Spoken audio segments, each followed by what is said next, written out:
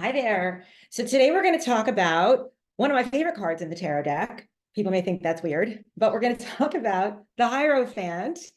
And this is one of the more complicated, more complex cards in the deck. And I'm going to try to dig down deep and kind of like go a few layers lower than normal here. So I'm not sure if it's going to be more about the card or more some symbolism, but a lot of like new interesting ways to see this card, because I think that some people have a hard time wrapping their brain around what exactly a Hierophant is and what does it mean. I mean, I certainly felt that way when I first started learning the tarot. So I am here to dispel the confusion. So let's start out basically to tell you what this card is about. So the Hierophant represents conventional society. It's authority figures and doing things the quote unquote right way, whatever that means, right? Sometimes this card is called the Pope card, because if you had to make the Hierophant like a real person, he is like a Pope or High Priest like figure. And he does represent ceremonial work, convention, and sometimes religion. Although I am not a huge fan of talking about religion, and I do not see the Hierophant so much as a religious figure, even though he is a pope and high priest-like figure. I see him more as a teacher. So we'll get into that. But the Hierophant honors tradition and establishes rules. And he carries a lesson about your role in society. So there's the learning right away. So the Hierophant shows up when you are feeling the need for social approval and you want to fit in. I mean, we all want to fit in. And not all established rules and traditions are bad. And sometimes it's better, not to rock the boat. So sometimes we just want to fit in. So this is the card of wanting acceptance and approval from the people that you love, whether that be your family, your friends, at school, your teachers, whoever that is. The Hierophant shows up and you are trying to adhere to the rules and the expectations of whatever this group is that you're involved in, because you want to be accepted and, kind of just loved in that environment. So this card represents those rules. And the key words that are associated with an upright Hierophant are conventional wisdom, society's expectations, following a traditional path, and possibly some type of religious ceremony, maybe like a wedding or a baptism, something like that. Now, what you can do is you can flip this card upside down. If it were to show up as a reversal, not everybody reads reversals, but this in the reverse position is a little bit of a mixed bag. It could mean rebellion against tradition or finding freedom in unconventional beliefs. So maybe you're feeling stuck in a way of thinking, or you're feeling like it's time to break free and just explore something new. That is a very much Hierophant reversed type thinking. It's the nonconformist, it's the rebel, and it can sometimes be seen as the outcast. Now, here's the rub of the Hierophant. We all want to fit in. And being a part of a group is what's considered, normal in life. So some people feel very good when they are in a group and they can be kind of categorized in that way. But other people feel very trapped, very confined, very much like they can't be exactly who they want to be in an environment like this. So I often see the Hierophant also as a card of duality, because you may feel torn between the tradition of maybe what you were brought up with and told was expected of you, and how you want to live right now. You want to just do your thing. You want to be your true self. And that is another thing with the Hierophant, is it really about finding that space within you where like you are connected to your intuition, to your gut instinct. Because if you don't know what to do, the Hierophant is associated with the astrological sign of Taurus. Taurus is fixed earth. It's about being rooted, about being really firm and solid in knowing who you are. So if this card comes up, maybe it's time for you to start exploring that as well.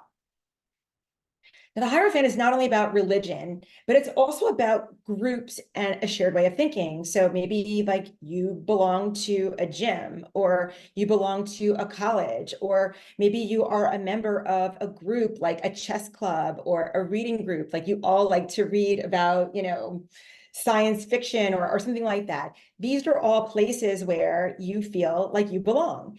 Now, the Hierophant is also possibly a teacher or a mentor. And when the Hierophant comes up, this could be some type of structured learning, because the Hierophant is very structured.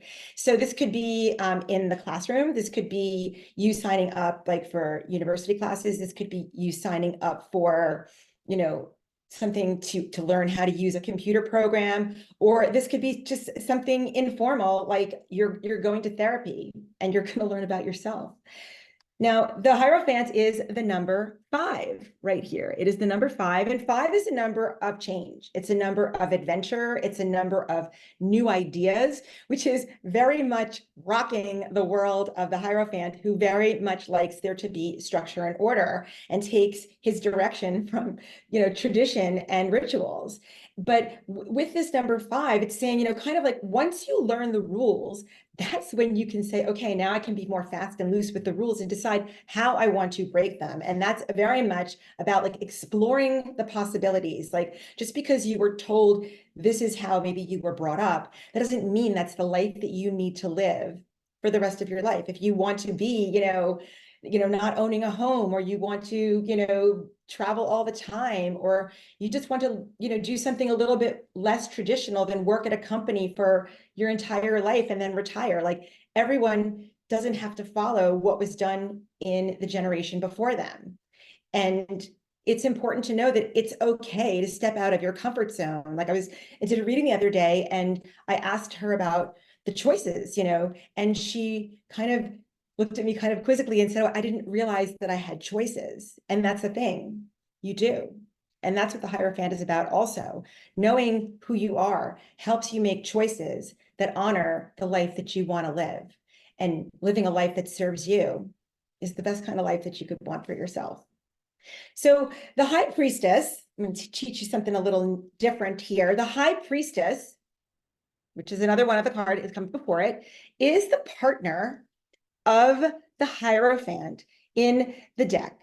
Now, just like the Emperor and the Empress are partners in the physical realm, the High Priestess and the Hierophant are partners in the spiritual realm.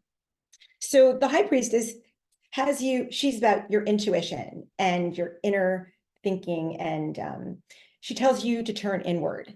And the Hierophant is about teaching and learning the deep insights and rituals of the world.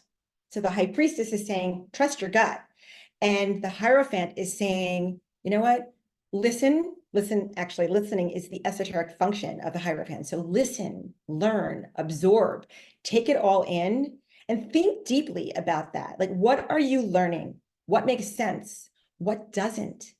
Ask questions. Don't hold back. This is about you being authentic and showing up as the truly earthly you. So I know that it's hard to wrap your brain around the fact, like, this is a card that could be a high priest or a pope, but also a teacher. Like, where does this fit in? I don't feel comfortable with religion. Well, you know what? I personally don't love religion either, especially not in the tarot, and I would never push that on anyone. And it took me a long time to really understand this card, which I think is why it's really helpful to know some of the symbolism. I'm not going to dig in too deep because I've gone on a lot about this card. I'm just going to point out a couple things here that are helpful within the symbolism. And so the first thing is that the Hierophant is sitting here on, upright and straight with his 2 acolytes beneath him between 2 pillars. And these 2 pillars represent, from the Kabbalistic tree of life, severity and mercy. That is where the Hierophant sits on the tree. And so this can also be kind of translated into what I look at as, law versus freedom. Like, where are you feeling like you have to really buckle down and fit into a space, or where can you have freedom? And that's what these 2 pillars also represent to me.